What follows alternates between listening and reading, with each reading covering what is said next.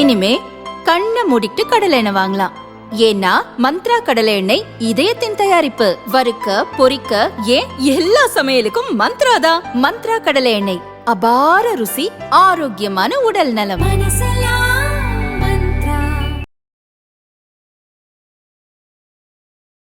இது என்னங்க Jeffrey Epstein என்ன, யார் அவர்? அவர் என்ன பண்ணிட்டு இருந்தார்? என்ன மாதிரி சர்வீசஸ் கொடுத்துருந்தாரு? யாரெல்லாம் தான் வலையில் வந்து போட்டார்? பிரதமர் மோடி அவரை சந்தித்தது கூட இல்லை. அந்த எந்த காலகட்டத்தில் இவர் ரொம்ப ஆக்டிவாக இருந்தார்? அப்போ குஜராத் சீஃப் மினிஸ்டராக இருந்தார் இவர்.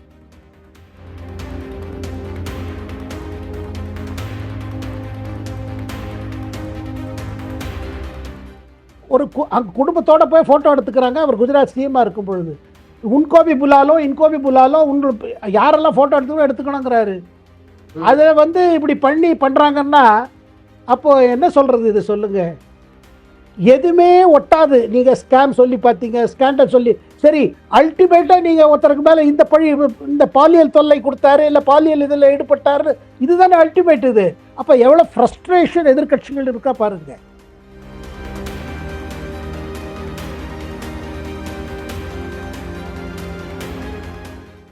சிங்னு ஒரு பத்திரிகைக்காரர், யார் இடதுசாரி கட்சிகளுக்கு ரொம்ப கிட்டக்க, ராகுல் காந்தியை அவனும் அட்வைஸ் பண்ணுவார் இந்த மேட்டரில். அவர் ஒரு ஆர்டிக்கல் எழுதியிருக்கார். கேரவான்கிற ஒரு பத்திரிக்கை பிஜேபி எதிர்த்து, அது பாலிசி, அதில் பிரச்சனை இல்லை. பட் கன்க்ளூஷன் எது? இந்த ஆத்தர் டிரைவ் பண்ணுறோம் சுஷாந்த் சிங். அதை ராகுல் காந்தி என்ன சொல்கிறாரு பார்லிமெண்ட்டில்? நேற்றுக்கே கலாட்டா ஆச்சுன்னா இந்த புத்தகத்து மூலமாக, புத்தகம் கூட, ஏன்னா புத்தகம் சொன்னா அந்த புத்தகம் எங்க? அதான் நேற்று ராஜ்நாத் சிங் கேட்கிறேன், நீங்க புத்தகத்தை பத்தி சொல்றீங்க, where is the book?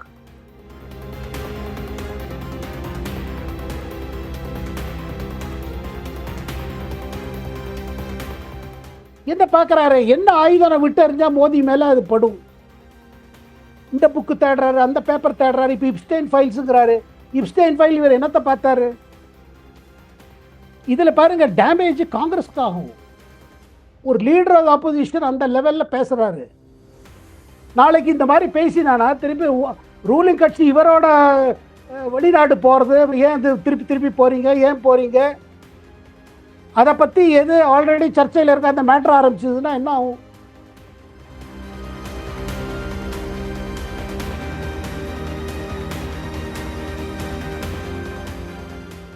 Dinamalar நேயர்களுக்கு வணக்கம். இன்றைய நேர்காணலில் நம்மோடு இணைந்திருக்கிறார் டெல்லியிலிருந்து மூத்த பத்திரிகையாளர் திரு சேகர் ஐயர் அவர்கள். வணக்கம் சார். வணக்கம் ஷாப்லா. வணக்கம். சொல்லுங்க. நாடாளுமன்றத்துல ஒரே பரபரப்பா இருக்கிறத பார்க்கிறோம். 2 நாளாகவே பரபரப்பு, வெளிநடப்பு, ஒத்தி வைப்புன்னு மாறி மாறி நடந்துட்டு இருக்கு. அது ஒருவராலேயே நடந்துட்டு இருக்கு அப்படிங்கிறத பார்க்கிறோம்.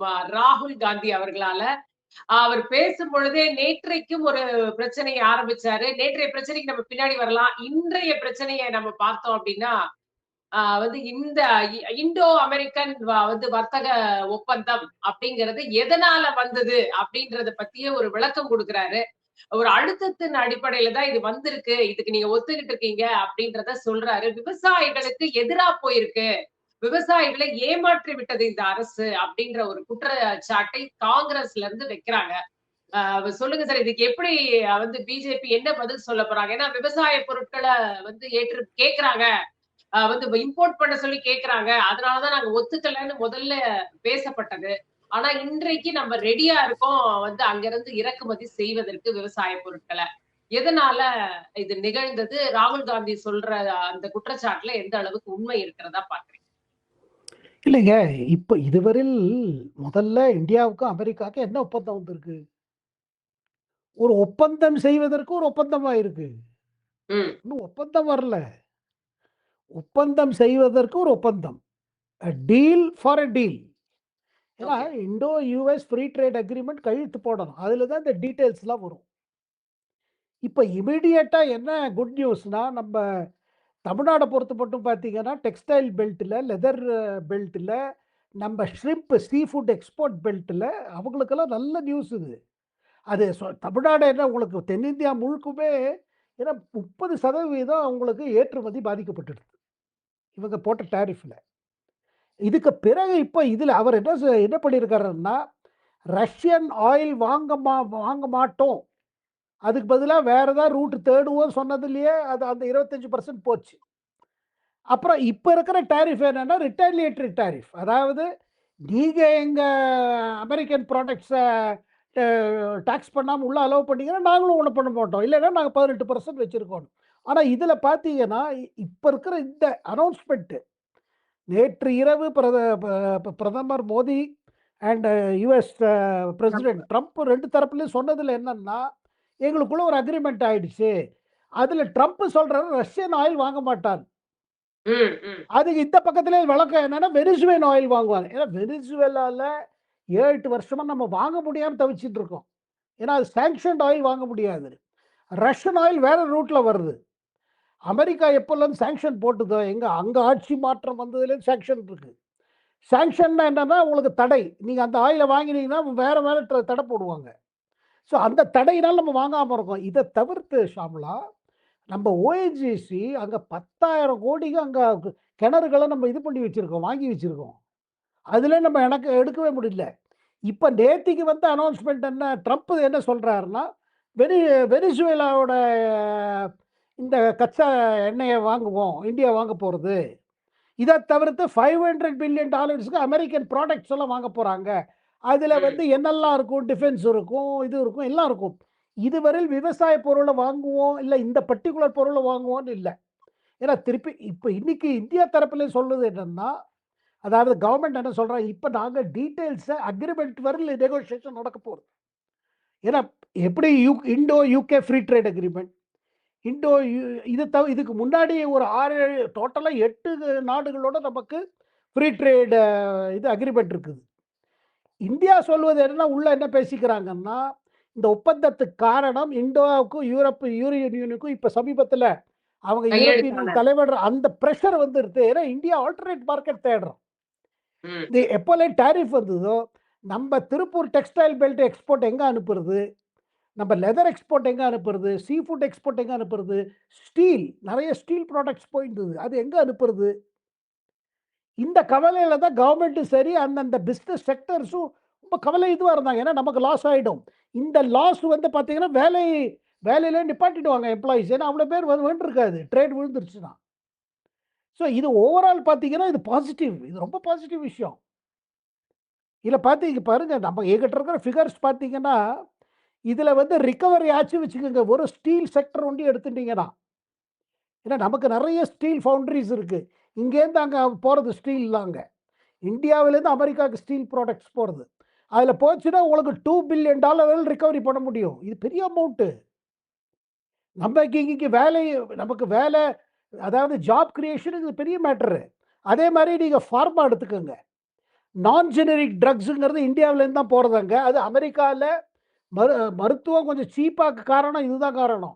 அதாவது மருந்துக்கள் உங்களுக்கு விலை கம்மியாக இருக்கிறதுக்கு நான் ஜெனரிக் இந்தியாவிலேருந்து போகுது. பல ஃபார்மா யூனிட்ஸ் இருக்குது, தமிழ்நாட்டிலையும் இருக்குது. இந்தியா முழுக்க பார்த்தீங்கன்னா ட்ரக் மேனுஃபேக்சரிங் யூனிட்ஸ் இருக்குது. இவங்களுக்கு இது பெரிய, இத்தனை நாள் எங்கே அனுப்புறது மருந்து? இப்போ பாருங்க, இப்போ என்ன சொல்கிறாங்க, இந்த ஃபார்மா இதில் ஆல்ரெடி கம்மியாக இருக்குது டேரிஃபு. ஏன்னா அவங்களுக்கு மருந்து விலை அது, ஏன்னா டேரிஃபுங்கிறது அவங்க மேலே போடுறது. அமெரிக்கா அரசு அமெரிக்கா இம்போர்ட்டர்ஸ் மேலே போட்டிங்கன்னா அங்கே விலை அதிகமாக இருக்கும் மருந்துக்கள் விலை. அதில் என்ன சொல்கிறாங்க, இது பிக்கப் ஆச்சு வச்சுக்கோங்க, $10 பில்லியன் வரலும் போகணும் இந்த ஃபார்மா இது.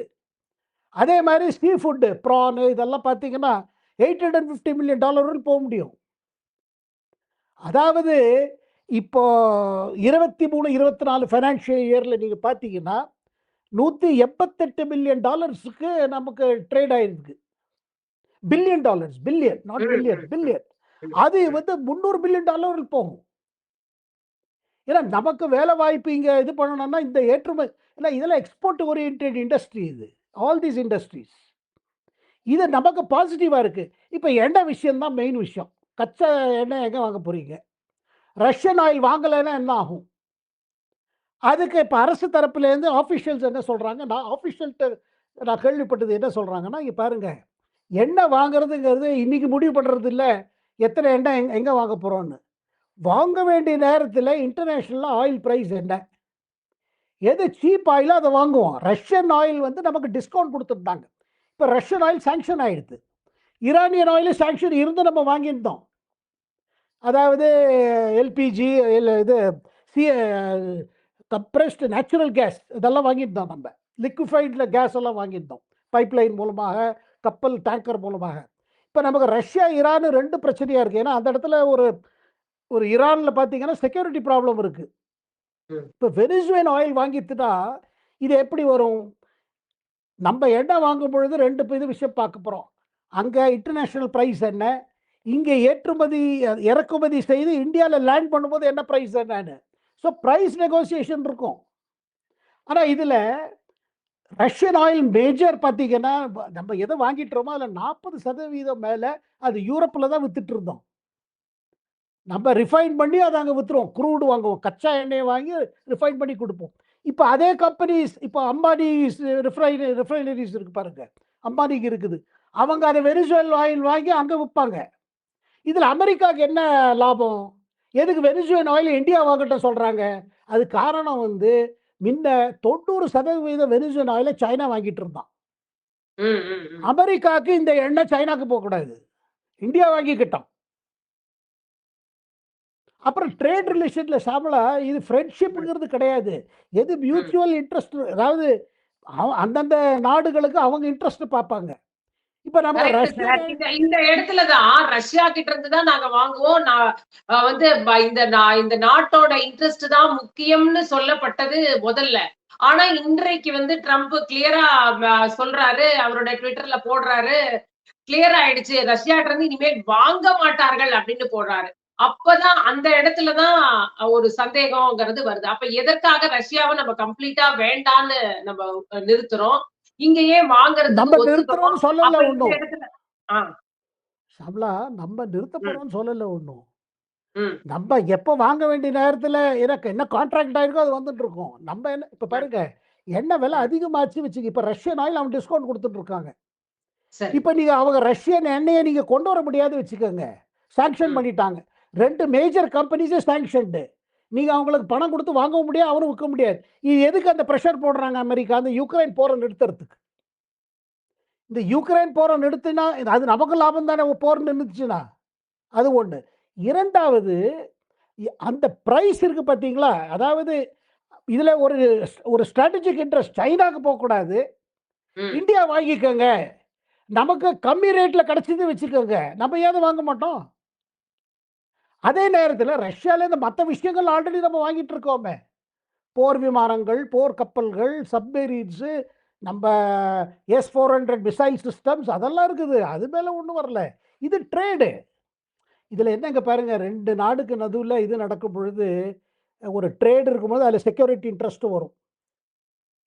இதை தவிர்த்து நமக்கு டெக்னாலஜி மற்ற விஷயத்துலேருந்து வேணும், அமெரிக்காலேருந்து. இப்போ நமக்கு வந்து என்ன பாருங்க, நம்ம கன்சியூமருக்கு சீப்பாக இப்போ என்ன விலை விற்குதோ பெட்ரோல், நம்ம பெட்ரோல் பம்பில் அதுக்கு மேலே ஏறிடக்கூடாது. ஒன்று.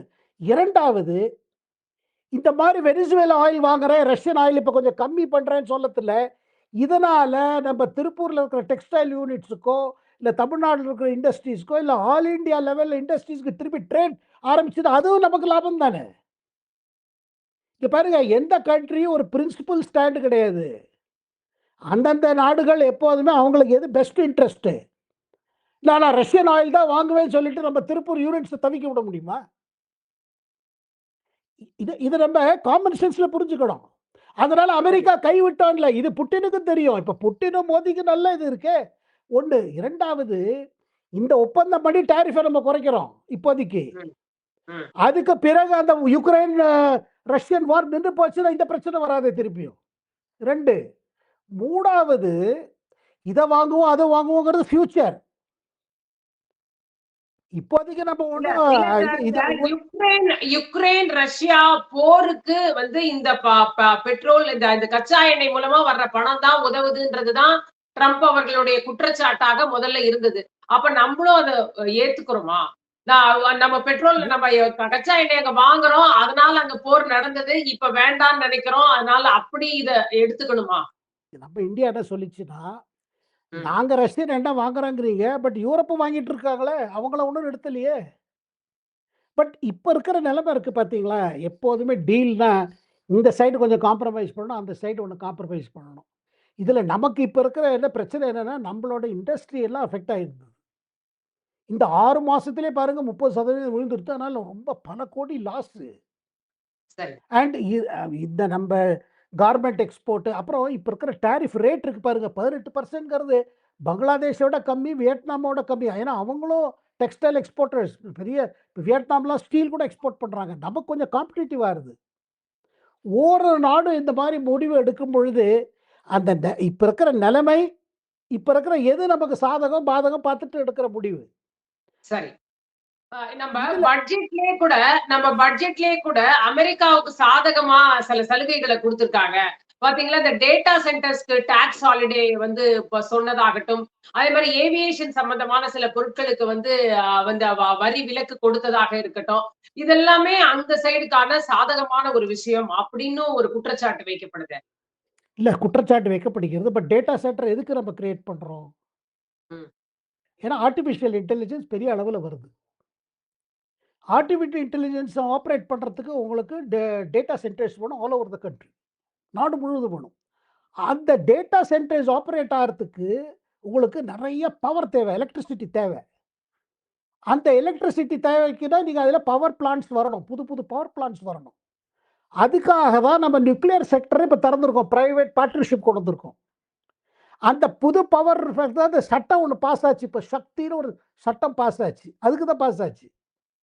நமக்கு ஆர்டிபிஷியல் இன்டெலிஜென்ஸ் முன்னாடி போயிட்டு இருக்கோம். இந்த மாசம் பாருங்க ஒரு பெரிய கான்ஃபரன்ஸ் நடக்க போறது. 15 நாடுலேருந்து 15 நாடுலேருந்து ஹெட்ஸ் ஆஃப் ஸ்டேட் வரப்போறாங்க. ஒரு பாலிசி பின்னாடி நமக்கு இது இருக்கு. ஏன்னா நமக்கு டெக்னாலஜி வேணுமே. அந்த ஆர்டிபிஷியல் இன்டெலிஜென்ஸுக்காக நம்ம இண்டிஜினஸ் டெக்னாலஜி இத என்கரேஜ் பண்றோம். அதே நேரத்தில லேட்டஸ்ட் டெக்னாலஜி நமக்கு வேணும். கொலாபரேஷன் தேவை. ஸோ ஒரு முடிவில அவனுக்கு சும்மா சலுகை குடுத்துட்டு இல்ல. பாருங்க அவங்க இங்க எதுக்கு சென்டர் செட்டப் பண்ணணும்? அவங்களுக்கு பிசினஸ். நமக்கு எதுக்கு அந்த சென்டர் இங்க வரணும்? ஏன்னா இப்போ ஆர்டிபிஷியல் இன்டெலிஜென்ஸ் ஃபியூச்சர். நம்ம இண்டஸ்ட்ரீஸோ, நம்ம இதுவோ பின்னாடி இருக்கக்கூடாது நம்ம. அதுக்கு முன்னாடி இருக்கணும். ஸோ சரி. டெக்னிக்கல் கொலாபரேஷன் வந்தா டேட்டா சென்டர்ஸ் திறந்தாகணும். அந்த டேட்டா சென்டர்ஸ் திறக்கிறதுக்கான உங்க பாலிசி அட்ராக்ட் பண்ணா அவங்க இங்க இன்வெஸ்ட் பண்றதுக்கு. அந்த டேட்டா சென்டர் ஆப்பரேட் பண்றதுக்கு நம்ம எலக்ட்ரிசிட்டி ஜெனரேஷன் நெறைய ஆகணும். ஏன்னா அது எப்போதும் 24 ஹவர்ஸ் வேலை பண்ணிட்டு இருக்கும் இந்த சென்டர்ஸ். அதுக்கு உங்களுக்கு இது தேவையே, எனர்ஜி தேவையே. ஸோ ஒரு சரி. பாலிசி பார்த்தீங்கன்னா தனிப்பட்டு இல்ல. கனெக்டடா இருக்குது. சரி. இப்ப இப்ப அதே நேரத்துல இந்த இந்த வர்த்தக ஒப்பந்தத்துக்கு பின்னாடி வந்து ஒரு அழுத்தம் இருக்கு. அது காரணம் எப்ஸ்டீன் ஃபைல்ஸ். எப்ஸ்டீன் ஃபைல்ஸ்ல ஆல்ரெடி வந்து பிரதமர் மோடியோட பேர் வந்துருச்சு. வந்து அவரு அமிச்ச அந்த எப்ஸ்டீனோட மெயில்ல எல்லாம் அவர வந்து ரெஃபரன்ஸ் இருக்கு அப்படின்னு பல விஷயங்கள் வந்து தொடர்ந்து போய்கிட்டு இருக்கு. ஆனா இதுக்கு வந்து வெளியுறவுத்துறை சார்பில ஒரு விளக்கம் மட்டும் கொடுக்கப்பட்டதை நம்ம பார்க்கிறோம். இருந்தாலும் பிரதமர் மோடி இது பற்றி ஒண்ணுமே பேசாம இருக்காரு அப்படின்னு தொடர்ந்து காங்கிரஸ் கேள்வி எழுப்பிட்டே இருக்காங்களே. இது என்னங்க ஜெஃப்ரி எப்ஸ்டீன் என்ன யார் அவர்? அவர் என்ன பண்ணிட்டு இருந்தாரு? என்ன மாரி சர்வீசஸ் குடுத்திருந்தாரு? யாரெல்லாம் தன் வலையில வந்து போட்டாரு? பிரதமர் மோடி அவர சந்திச்சது கூட இல்ல. அந்த எந்த காலகட்டத்தில இவர் ரொம்ப ஆக்டிவா இருந்தாரோ, அப்ப குஜராத் சீஃப் மினிஸ்டரா இருந்தாரு இவர். அப்புறம் எந்த பீரியட்ல இவங்க சொல்றாங்க என்னன்னா, அனில் அம்பானிக்கும் அவருக்கும் தொடர்பு உண்டு. ம். அனில் அம்பானி வந்து நான் வந்து பிஎம்க்கா பேசுறேன், பிஎம்க்கு இது பண்ணணும் அப்படின்னு சொல்லிட்டு போனாருன்னு யாரோ ஒருத்தர் கிளைம் பண்றாங்க. ம். அது யாரோ ஒருத்தர் கிளைம் பண்றாங்க. ம். யாரோ ஒருத்தர் கிளைம் பண்றதுக்கு அதுக்கு யார் பதில் சொல்றது இது? இல்ல ஒரு ஒரு வீடியோ கூட ஒண்ணு இப்போ ரீசென்ட்டா ஒண்ணு வைரல் ஆயிக்கிட்டே இருக்கு. மோடி அவர்கள் ஒரு ஒரு ஒரு ஆண், ஒரு பெண் அவங்க அந்த வீடியோல இருக்காங்க. ஒரு போட்டோ எடுத்துக்கிறாங்க. கிளம்புறா. அந்த அந்த வீடியோ வந்து எல்லாருமே வைரல் பண்ணிட்டு பாருங்க. இது ஒரு பெரிய மேஜர் பிரேக்கிங்கா இருக்க போகுது. என்ன நடக்க போகுதுன்னு பாருங்கன்னுலாம் சொல்லிட்டு ஒரு சோசியல் மீடியால தொடர்ந்து இது எப்ஸ்டீன் ஃபைல்ஸ் தொடர்பான அந்த வீடியோவும் வெளியில வருது. மேலும் அந்த மெயில்ல அவர் ரொம்ப கிளியரா மோடி அவர்களுடைய பெயரே மென்ஷன் பண்ணி ஹி டுக் அட்வைஸ். இஸ்ரேல்ல போய் he sing and danced and it worked அப்படின்னு எல்லாமே வந்து வந்து எழுதிருக்கிறது பார்த்தா யாருக்கு இது ஒர்க் ஆச்சு? எதனால யார்கிட்ட அட்வைஸ் வாங்குனாரு? அப்படின்ற ஒரு பல கேள்விகள் அந்த இடத்துல வந்து பதில் தெரியாம நிக்குதுல்ல. இல்லைங்க, நீங்க சொல்லுங்க, இந்தியாவுக்கு இஸ்ரேலுக்கு உறவுக்கு தேர்ட் பார்ட்டி தேவையா? இந்தியா இஸ்ரேல் உறவு எப்போலேருந்து இருக்குது? 1990ல 91ல நரசிம்மராவ் வந்ததுலேருந்து இருக்கு, பிரதமரான பிறகு. பல முறை மோடி குஜராத் சிஎம்மா போயிருக்காரு இஸ்ரேலுக்கு. அப்புறம் சாங் அண்ட் டான்ஸ் நாங்க எங்க சாங் அண்ட் டான்ஸ் நடந்தது? இந்தியாவுக்கு இஸ்ரேலுக்கு ஒப்பந்தங்கிறது டிஃபென்ஸ்ல இருக்குது, ஸ்ட்ராட்டஜிக் இதுல இருக்குது, டெக்னாலஜில இருக்குது, அப்புறம் நம்ம விவசாயத்துல இருக்குது இந்தியா இஸ்ரேலுக்கு. இதுல யாரோ ஒருத்தர் தேவையா அங்க பேசுறதுக்கு? ஒண்ணு. 2வது நீங்க சொல்ற இந்த தமிழ் இதுல சொல்றீங்களே, அந்த அதுல நான் அந்த இத பார்த்தேன். என்ன சொன்னாரு ம். அதுல? ஒரு அங்க குடும்பத்தோட போய் ஃபோட்டோ எடுத்துக்கிறாங்க. அவர் குஜராத் சிஎம்மா இருக்கும் பொழுது. உன்கோ பி புலா லோ, இன்கோ பி புலா லோ, யாரெல்லாம் ஃபோட்டோ எடுத்துக்கணுங்கிறாரு. ம். அத வந்து இப்படி பண்றாங்கன்னா, அப்போ என்ன சொல்றது இத சொல்லுங்க? எதுவுமே ஒட்டாது. நீங்க ஸ்கேம் சொல்லி பார்த்தீங்க, ஸ்கேண்டல் சொல்லி சரி, அல்டிமேட்டா நீங்க ஒருத்தருக்கு மேல இந்த பழி, இந்த பாலியல் தொல்லை குடுத்தாரு, இல்ல பாலியல் இதுல ஈடுபட்டாரு. இதுதானே அல்டிமேட் இது. அப்ப எவ்வளவு ஃப்ரஸ்ட்ரேஷன் எதிர்க்கட்சிகள் இருக்கா பாருங்க. அவரை எதிர்க்கிறதுக்கு வேற ஒண்ணும் ஆயுதமே கிடைக்கலையா? இல்ல அப்படிப்பட்ட ஒரு நபர்ட்ட ஒரு அறிவுரைய வாங்குறாரு மோடி அவர்கள்னா, அப்ப அது என்ன மாதிரியான அறிவுரை இது இது வந்து தேசத்துக்கே ஒரு ஆபத்தா முடியுமே அப்படின்ற ஒரு கேள்விய அவங்க எழுப்புறாங்க. அது சரி ஷியாமளா. பட் இதுக்கு ப்ரூஃப் என்ன? யாரோ ஒருத்தர் மெயில் போடுறாங்க. இதுல ஹர்தீப் பூரி இருந்தாரு, அவங்க இருந்தாங்க, கான்டாக்ட்ல இருந்தாங்க. இப்ப எத்தனையோ சோஷியல் சர்க்கிள்ல, சோஷியல் கிளப்ல, சென்னையா இருக்கட்டும், டெல்லியா இருக்கட்டும், எத்தனையோ கான்டாக்ட்ஸ் இருக்கு. இப்ப யாரோ ஒரு கான்டாக்ட், யாரோ ஒரு ஆச்சு, இல்ல நீங்களும் அங்க இருந்தேல்ல, அதனால நீங்களும் அதுல ஈடுபட்டேல்னு. ஏங்க பிரசிடென்ட் ட்ரம்ப் அந்த எப்ஸ்டைனோட கூட சுத்தின்னு இருக்கு. அந்த மாதிரி ஏதாவது போட்டோ பாத்தீங்கன்னா, எப்ஸ்டைனுக்கும் மோடிக்கும் என்ன சம்பந்தங்க? எப்ஸ்டைன் என்ன பண்ணிட்டு இருந்தாரு? யாருக்கு இந்த வீக்னஸஸ் இருக்கோ அவங்கள இது பண்ணி பிளாக்மெயில் பண்ணி ஓட்டிட்டு இருந்தாரு. அதுதான் வெளில வந்துருக்கு. இதுல வேற ஒண்ணும் இல்ல. அது பிரின்ஸ் ஆண்ட்ரியூவா இருக்கட்டும். ஏன்னா பாருங்க, செக்ஸ் வந்து ஒரு வீக்கஸ்ட் பாயிண்ட் இது. அத எக்ஸ்ப்ளாய்ட் பண்றது ஒரு பழைய கலை அது. ம், ம், ம். அது அரசியல்லயும் சரி, எதுலயும் பார்த்தீங்கன்னா, இத வச்சு எக்ஸ்ப்ளாய்டேஷன் நடக்கும். பிளாக்மெயில் நடக்கும். அந்த பிளாக்மெயில் கதை தான் எப்ஸ்டைன் ஸ்டோரி. அவரே சிறைக்கு போனாரு. சிறைக்கு போன அப்புறம் அவரு அங்க தன்னை தற்கொலை பண்ணி செத்துட்டாரு.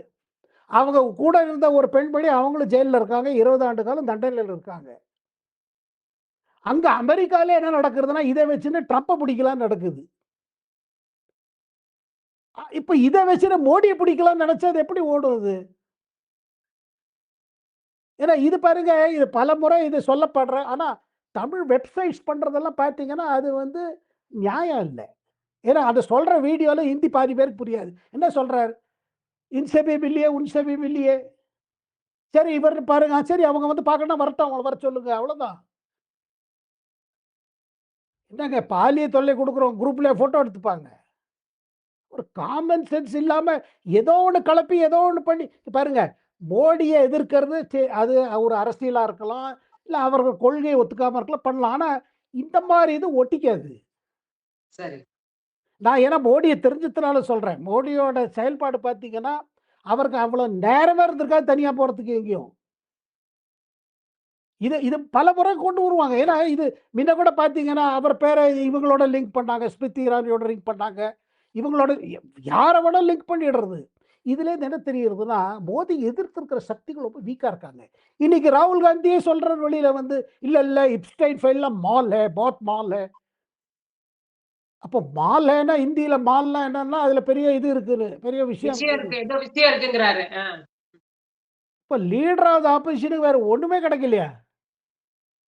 ஒரு ஆதாரம் இல்லாத, ப்ரூஃப் இல்லாத, யாரோ ஒரு லிங்க காமிச்சு, இல்ல இவங்க எ என்னங்க ஒரு இந்தியாவும் இஸ்ரேலும் டீல் பண்றதுக்கு உங்களுக்கு எப்ஸ்டைன் மாரியோட இல்ல எப்ஸ்டைன்ல தொடர்புல இருந்தவா, இல்ல எப்ஸ்டைன் சர்க்கிள் இருக்கிறவள் தேவையா? அத தவிர்த்து ராகுல் காந்தி சொல்றாரு, இல்ல அதானி மேல securities commission of America case போட்டிருக்கு. அதானி பாதிக்கப்பட்டிருக்காரு. அதானிக்கு பாதிக்கப்பட்டதுனால நீங்க பாதிக்கப்பட்டிருக்கீங்க. அதனால காம்ப்ரமைஸ் பண்ணீங்க. அப்போ திருப்பூர் டெக்ஸ்டைல் மைல்ஸ் அவதிப்பட்டத பத்தி பிரதமர் மோடி கவலை இல்லையா? இல்ல உங்களுக்கும் கவலை இல்லையா? யார் இத எதிர்க்கிறீங்களோ? என்னன்னா, எனக்கு என்ன இப்ப ஷியாமளா தோணுதுன்னா, நான் ஒண்ணும் பிரதமர் ரைட்டு, ராங் சொல்லல. டீலோட டீட்டெயில்ஸ் வந்தா நமக்கு தெரிய போகுது. ஆனா, ம். பல இது நம்ம நாட்டுக்கு நல்லது நடக்கும்போது, அதையே நம்ம அதை இது பண்ணி, அதாவது நம்ம இவங்க அவதிப்படட்டும், நம்ம அரசியல் ஓடணும். எங்கேயோ ஒரு இடத்துல காங்கிரஸ் போல எதிர்க்கட்சிகள் டிசப்பாயிண்ட் ஆயிட்டாங்க. ஐயோ டீல் ஆயிடுத்து, அக்ரிமெண்ட் வந்துருச்சு. அக்ரிமெண்ட் ஒன்றும் வரல. இது லாங் ப்ராசஸ் இருக்கும். இப்போ இந்தோ யூரோப்பியன் யூனியன் அக்ரிமெண்ட் எத்தனை நாள் ஓடிட்டு இருக்கு? 1 வருடம் மேலே ஓடிச்சு. அதே நேரத்தில் இந்தோ யூகே அக்ரிமெண்ட் அது ரொம்ப நாளாக ஓடிச்சு. அப்புறம் ஆமா. ஃபைனல் ஆச்சு. இப்போ இது வந்து என்னன்னா ஒப்பந்தம் ஃபார் அ ஒப்பந்தம், a deal to have a deal. But அந்த காலகட்டத்தில் இது நடுவில் இருக்கிற பீரியட்ல எக்ஸ்போர்ட்ஸ் போயிட்டு இருக்கணும்ல, எக்ஸ்போர்ட்ஸ் எதுக்கு நிறுத்தணும்? அண்ட் நமக்கு ஏற்றுமதி இறக்குமதியில தான் நமக்கு பல இண்டஸ்ட்ரீஸ், நம்ம செக்டர்ஸ் டிபெண்ட் ஆகுது. அதில் தான் வேலை வாய்ப்பு இருக்கு, அதில் தான் இளைஞர்களுக்கு இது இருக்கு. இது பாதிக்கப்படக்கூடாது. இது எந்த அரசோட கடமை, எந்த பிரதமர் இருந்தாலும் இதான் பண்ணுவாரு. அப்புறம் பாருங்க, அமெரிக்கா இன்னைக்கு பாருங்க, அவங்களுக்கு இருக்கிற இன்ஃப்ளூயன்ஸ், அவங்களுக்கு இருக்கிற அதை நீங்க இக்னோர் பண்ண முடியாது. இது சரி. இண்டிவிஜுவலுக்கு இது இல்ல. நமக்கு அமெரிக்கா பிடிச்சிருக்கோ இல்லையா? ஏன்னா நம்ம மக்கள் பாதிக்கப்படுவா இல்லையா? ரைட்.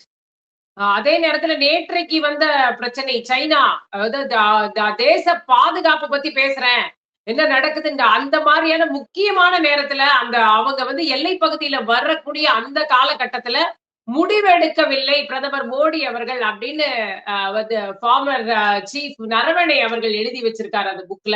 அப்படின்ற ஒரு விஷயத்தை படிக்க போய் அது வந்து ஒரு பெரிய இதாகி இன்னைக்கு கூட அவர் சொல்றாரு, ஓடிட்டாரு மோடி அவர்கள் ஓடிட்டாரு. அத வந்து ஒரு தலைவர்னா அவர் வந்து முடிவு எடுத்திருக்கணும், வழிகாட்டணும் நாட்டுக்கு. அந்த நேரத்துல அவர் வந்து வழிகாட்ட தவறி இன்னொருத்தர்ட்ட பொறுப்பை ஒப்படைச்சிட்டு ஓடிட்டாரு அப்படின்ற ஒரு விஷயத்த ராகுல் காந்தி இன்னைக்கு கூட பார்லிமெண்ட் வளாகத்துல பேசும்பொழுது சொல்லியிருந்தாரு. பட் அது அது கரெக்ட் இல்லையே? அதே ஜெனரல் ம், நவரனே அந்த புக்ல அது சொல்லலையே. ம், அந்த புக்கு முதல்ல பப்ளிஷ் ஆகல. ம். நம்பர் 1. நம்பர் 2, ராணுவ அதிகாரிகள் அவங்க புக் ரிலீஸ் பண்றதுக்கு முன்னாடி மினிஸ்ட்ரி ஆஃப் டிஃபென்ஸ் பர்மிஷன் வேணும். அது சீஃப் ஆஃப் ஆர்மி ஸ்டாஃபா இருந்தாலும் சரி, சாதாரண ஆஃபீஸரா இருந்தாலும் சரி. 2வது, அதில் ஏதாவது டிஃபென்ஸ் விஷயங்கள் இருந்து வச்சுக்கோ, டீட்டெயில்ஸ் இருந்ததுன்னா அது இது பண்ண முடியாது. எனக்கு தெரிஞ்சவர்கள் என்னன்னா, இந்த புக்கை பப்ளிஷ் பண்ணோன்னு பெங்குவின் வந்து அந்த புக்கு டிஃபென்ஸ் மினிஸ்ட்ரியில் சில ஆப்ஜெக்ஷன்ஸ் இருக்கு. ஏன்னா சில மிலிட்டரி டீட்டெயில்ஸ் இருக்கு அதுல. அதை தவிர்த்து அந்த புத்தகத்துல நான் கேள்விப்பட்டது என்னன்னா, அவர் பிரதமரை புகழ்ந்திருக்காரு. ம், ம், ம். கடைசியில் என்ன நடந்துச்சு? அந்த புக்கில் சொல்ற பார்ட் ஏதோ இவர் ஒரு சம்பவத்தை அவர் குறிக்கிறாரு. அதாவது அந்த லடாக்ல நடந்த சம்பவம். அதுல என்ன சொல்றாரு நவரனே? என்னோட commander, northern area commander general Joshi எனக்கு சொல்றாரு, அவங்க டேங்க் உள்ள கொண்டு வர முயற்சி பண்ண ஆரம்பிச்சுட்டாங்க. டேங்க் அந்த சைடுல எங்க ஆல்ரெடி அவங்க இருக்காங்களோ அவங்க பொசிஷன்ல இருந்து டேங்க் மூவ் பண்றதுங்கிறாங்க, ஆர்மர் டிவிஷன். ஸோ நம்ம என்ன செய்யணும் சொல்லுங்கன்னு. இப் அப்போ நம்ம இது பண்ணணும்னா ஜெனரல் ரூலை தடுக்கணும். ஸோ இவர் ம், சொல்றாரு, ம். நான் உடனே அதை கன்வே பண்றேன் டிஃபென்ஸ் மினிஸ்டர் ராஜ்நாத் சிங்க்கு, என்எஸ்ஏ அஜித் தோவலுக்கு. இது பிஎம்ஓக்கு அவங்க சொல்றாங்க, இப்போ வெயிட் பண்ணுங்க, பிஎம்ஓல இருந்து கிளியரன்ஸ் வரும்னு. இதுல என்ன பண்றது, எங்களுக்கு தவிச்சிட்டு இருக்கோம், என்ன பண்றதுன்னு. அதுக்கு பிறகு அது வருது. ஆனா அதுக்கு முன்பாகவே அவங்க வந்தா நம்ம என்ன செய்யணும், ராணுவம் பிளான் வச்சிருந்தது. சரி. அந்த எல்லை பகுதியில, மலை பகுதியில முதல் முறையாக டேங்க முன்னாடியே நம்ம ஏர்லிஃப்ட் பண்ணி இங்க வச்சிருந்தோம். அதனால் இவங்க அதுல ஒண்ணுமே இல்ல. அது அடுத்த நாள் கிளியரன்ஸ் வருது. நீங்க எது ஆர்மி அப்ராப்ரியேட்டோ அது பண்ணுங்கன்னு. இதுல ஒண்ணும் அரசியல் இல்லையே. ராணுவம் தான் முடிவு எடுக்கணும்னு எப்போது இருக்குது. ராணுவம் பெரிய விஷயம் வந்ததுன்னா வெயிட் பண்ணாது கவர்மெண்ட் இருந்து. இப்ப வந்து ஒரு கொலை சம்பவம் நடக்கிறது வச்சுக்க, இல்ல கொலை பெரிய ஒரு டெரரிஸ்ட் அட்டாக் ஆகுது சென்னையில. போலீஸ் கமிஷனர் சீஃப் மினிஸ்டருக்காக வெயிட் பண்ணுவாரா? உடனே ஆக்ஷன் ஆரம்பிச்சிடும். டெரரிசம் ஸ்குவாட் எல்லாம் போக ஆரம்பிக்கும். அவங்க இன்ஃபார்ம் பண்ணுவாங்க. அதுல நவரேட என்ன சொல்றாரு கடைசியில? அதுல வந்து உடனே அடுத்த நாள் நம்ம டேங்க் ரெடி ஆனோடனே அவங்க உள்ள வரவே இல்லை, போயிட்டாங்கன்னு. அதுக்கு பிறகு என்ன, அது ஒரு அக்ரிமெண்ட் தானே ஆச்சு இந்தியாவுக்கும் சைனாக்கும்.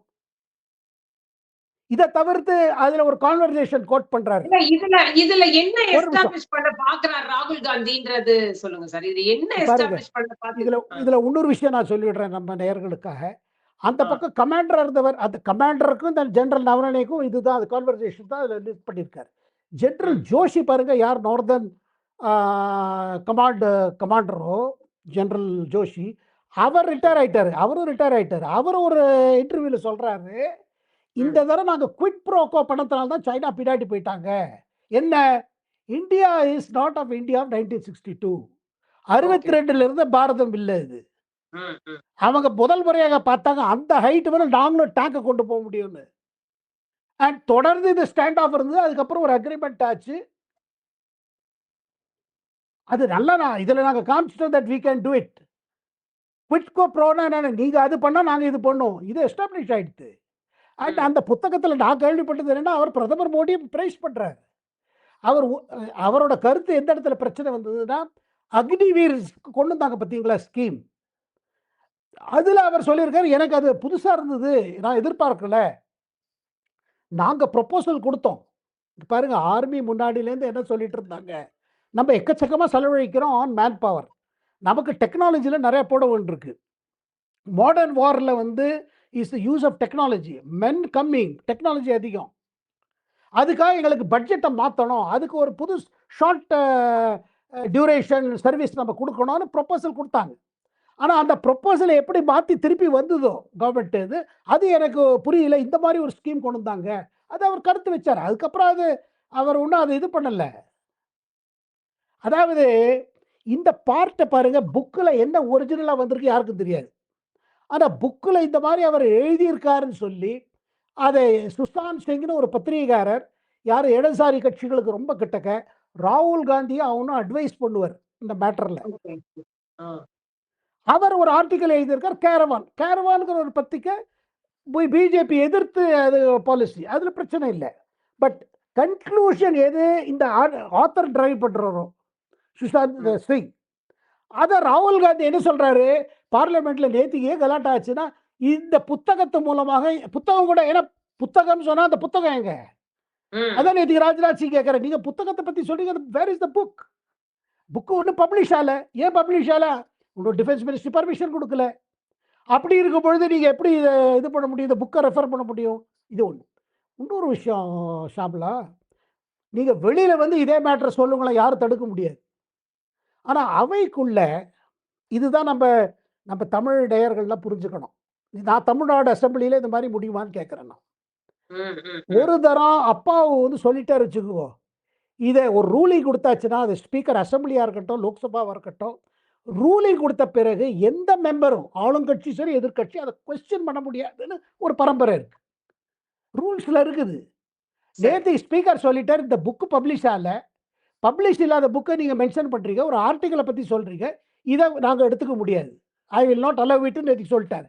ஆனா திருப்பியும் ஸ்பீக்கர் ரூலிங்கே எதிர்த்து, இல்ல அதுதான் நான் பேசுவேன், அதுதான் பேசுவேன், இன்னைக்கு அதே முயற்சி பண்ணாரு. இப்ப அதே மேட்டர், அதை பத்தி பேசாம சொல்லுங்களேன். நீங்க அந்த புக்கை பத்தி சொல்ல வேண்டாம், ஒண்ணு சொல்ல, நீங்க உங்க தரப்புல சொல்லுங்களேன். நான் சொல்றேன் இந்த மாதிரி, நீங்க தூங்கிட்டேளு, நீங்க ஒண்ணும் பண்ணல அப்படின்னு இவர் சொல்லட்டுமே, அது சொல்ல மாட்டேங்கிறாரு. இப்ப ராகுல் காந்தி அந்த குற்றச்சாட்டை தன் வாயால சொல்லட்டுமே. பார்லிமெண்ட்ல முழு உரிமை இருக்கு. நீங்க வந்து தேசிய பாதுகாப்புல காம்ப்ரமைஸ் பண்ணீங்க, அந்த டோக்லாம் டயத்தில் இப்படி ஆச்சு. ஆனா சொல்லும் போது என்ன கொஸ்டின் வரும்? அதுக்கு என்ன ஆதாரம் உங்கள்கிட்ட? அவர்கிட்ட ஆதாரம் கிடையாது. சரி, இன்னைக்கு நிலைமை என்ன? இன்னைக்கு இந்தியா சைனா தள்ளி தானே இருக்காங்க. அதே நபரனே அதுக்கு அந்த சம்பவம் முடிந்த பிறகு என்ன சொன்னார்?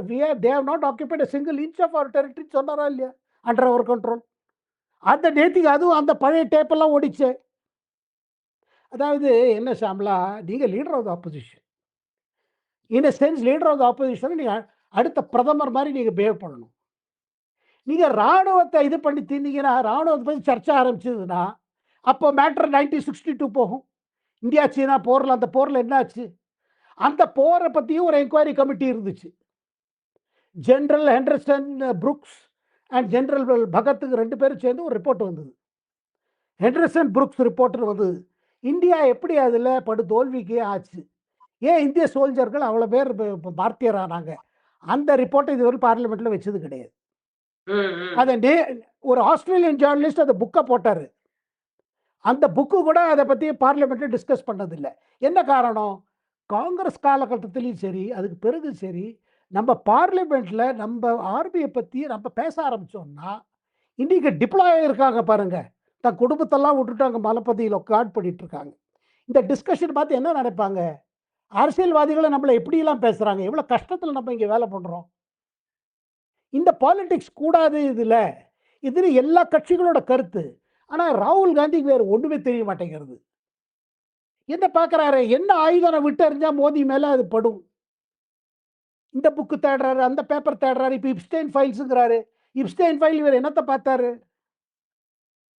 இதுல பாருங்க டேமேஜ் காங்கிரஸ்க்கு ஆகும். ஒரு லீடர் ஆஃப் ஆப்போசிஷன் அந்த லெவல்ல பேசுறாரு.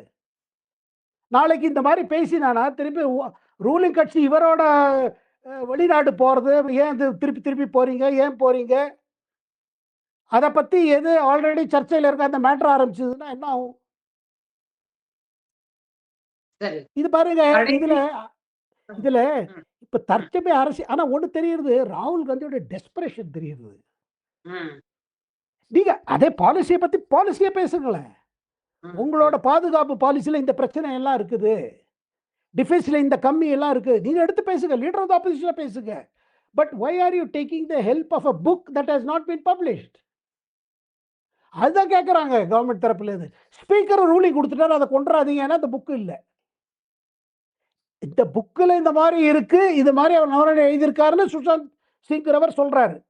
எந்த சரி. பத்திரிகைக்காரர் காங்கிரஸுக்கு அட்வைஸ் பண்ணிட்டு இருக்காரு. சரி. அது நீங்களே சொல்லுங்க, உங்க தரப்புல சொல்லுங்க, இந்த பாதுகாப்புல குறைபாடுகள் இருக்குது, அதுக்கு நீங்க தான் காரணம் சொல்லுங்களேன் எழுந்து.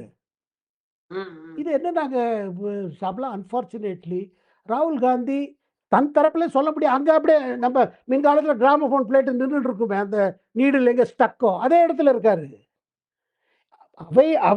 அவையில இது சொல்ல முடியாதுன்னு சொல்லியாச்சு. இப்ப தமிழ்நாடு அசெம்பிளியில அப்பாவும் ம். ஒரு ரூலிங் கொடுத்த பிறகு எதிர்க்கட்சிகள் அந்த மேட்டரை திருப்பி கொண்டு வர முடியுமா? நான் கேட்கிறேன், முடியுமா? முடியாது. இன்னைக்கு இங்க அப்படி இருக்கும் பொழுது இப்ப திமுக எல்லாம் அங்க ராகுலுக்கு கை தட்டிட்டு இருக்காங்க. நீங்க முதல்ல அங்க அலோவ் பண்ணுவீங்களா? இபிஎஸ் ஒரு மேட்டர் எழுப்பணும்னு நினைக்கிறாரு, அப்பாவை டிசால்வ் பண்றாரு, அது திருப்பி அவர் கொண்டு வந்துட்டே இருக்க முடியுமா? அதுக்கு மேல இன்னைக்கு என்ன பண்ணிருக்காங்க, பார்லிமெண்ட்ல பேச விடலைன்னா பேப்பர் கிழிச்சு போட்டு நம்ம மாணிக்கம் தாக்கூர் மாண்புமிகு உறுப்பினர் தமிழ்நாட்டில் இருந்து அவர் டேபிள் மேல ஏறி நின்று அவர் என்ன நினைச்சாரோ, இது என்ன இதை டிஎம்கே ஆஃபீஸ்க்குள்ள ஏறி நின்று சீட் அதிகம் கேட்டு நினைச்சாரோ எனக்கு தெரியல. இப்போ இந்த மேட்டர் இதுல என்ன தெரியுதுன்னா, ஃப்ரஸ்ட்ரேஷன் காங்கிரஸ்க்குள்ள அதிகமாயிட்டே போகிறது. இங்க பாருங்க, பிஜேபியா இருக்கட்டும், பிரதமராக இருக்கட்டும், அரசா இருக்கட்டும், உங்களுக்கு தாக்குறதுக்கு நிறைய பாயிண்ட்ஸ் இருக்கு. ஆனா ஒரு லீடர் ஆஃப் ஆப்போசிஷன்னா அவங்க பேசும்போது எப்படி பேசணும்னா, மக்கள் நினைக்கிறோம் அடுத்த தலைவர் இவர்தான்னு. அந்த விசுவாசத்தை காங்கிரஸ்னாலயோ ராகுல் காந்தியால பண்ண முடியாத ஒரு சூழல் இருந்துட்டு இருக்கு. He is not able to get. அதுல அவர் என்ன சொல்றாரு, அவருக்கு தன் ரோல் என்னன்னே புரியல. I am leader of opposition, I can speak. Of course you can speak, but எல்லா அவைகளும் ஒரு குறிப்பிட்ட ரூல்ஸ் ப்ரொசீஜர்ல நடக்கிறது. இப்போ பார்லிமெண்ட்ல கண்டக்ட் ஆஃப் பிசினஸ்க்கு ரூல்ஸ் இருக்குது. இந்த லோக்சபா இல்ல, பல லோக்சபா தேர்ந்தெடுத்த காலத்திலேருந்து இந்த ரூல் ஓடிட்டு இருக்கு. அண்ட் ஸ்பீக்கருக்கு அந்த இது இருக்குது. ஆனா இதுல என்ன காங்கிரஸ் பண்றது பார்த்தா என்ன தோணுதுன்னா, ரொம்ப ஃப்ரஸ்ட்ரேட்டடா இருக்காங்க. சரி. ஆனா நீங்க அந்த எம்பிஸ் எல்லாம் பாத்தீங்கன்னா, காங்கிரஸ் எம்பிஸ் இந்த ராகுல் காந்தி பண்றதை பார்த்துட்டு அப்படியே பார்த்துட்டு இருக்காங்க. என்னையா இது, இந்த மாதிரி ஒரு தலைவர், இந்த மாதிரி ஒரு கட்சி, இந்த மாதிரி ஒரு எதிர்க்கட்சி, இப்ப வரப்போற தேர்தலில் இது என்ன எப்படி பாதிக்கும்? ஒண்ணும் பாதிக்காது, தமிழ்நாடு உள்பட. அந்த அஸ்ஸாம்ல காங்கிரஸ் இல்ல. தொகுதி பங்கீடு முடிஞ்சிருச்சா? தமிழ்நாட்டை பொறுத்த வரைக்கும் காங்கிரஸ்க்கும் திமுகவுக்கும் அதுலயே இன்னும் ஒண்ணுமே புரியாத நிலைமையில தானே இருக்கு.